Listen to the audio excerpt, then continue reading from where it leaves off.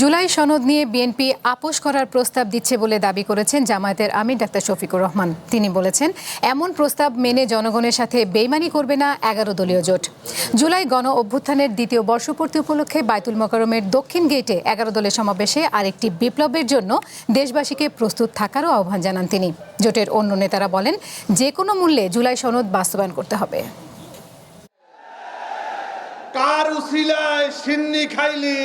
জুলাই গণ অভ্যুত্থানের দ্বিতীয় বর্ষপূর্তি উপলক্ষে জাতীয় মসজিদ বায়তুল মোকাররমের দক্ষিণ গেইটে সমাবেশ করে জামায়াতে ইসলামীর নেতৃত্বাধীন 11 দলীয় ঐক্য।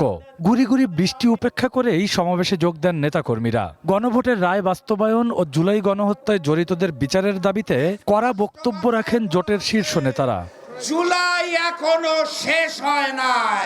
প্রধানমন্ত্রী তারেক রহমান বহু দেশের কাছে বাংলাদেশকে বিক্রি করে দিয়েছেন বলে অভিযোগ করেন এনসিপির মুখ্য সমন্বয়ক নাসির উদ্দিন পাটোয়ারি।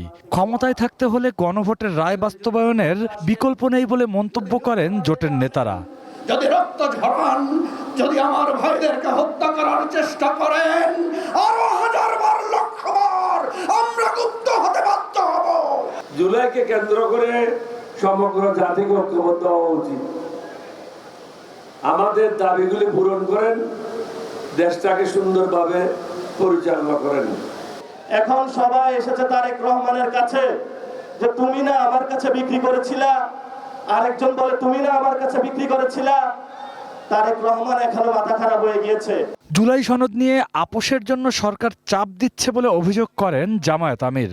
আর সভাপতির বক্তব্যে বাংলাদেশ খেলাফত মজলিসের আমির বলেন, অতীতের সন্ত্রাস নির্ভর রাজনীতির পথ থেকে সরে আসতে হবে বিএনপিকে। আমাদের গণভোটের গণরায় মেনে নেন। 70 ভাগ মানুষের রায়কে অপমান করবেন না, অপমান করে বাঁচার পথ খুঁজে পাবেন না।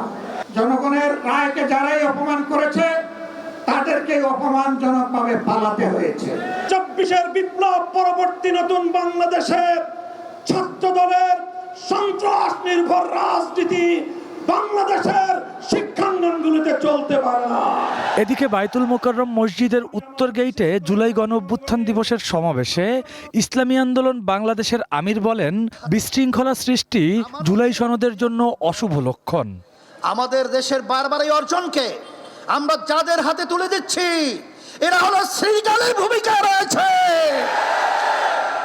এরা দেশের প্রেম কোনো কাজে কোনো কর্মে তারা প্রমাণিত করতে পারে নাই।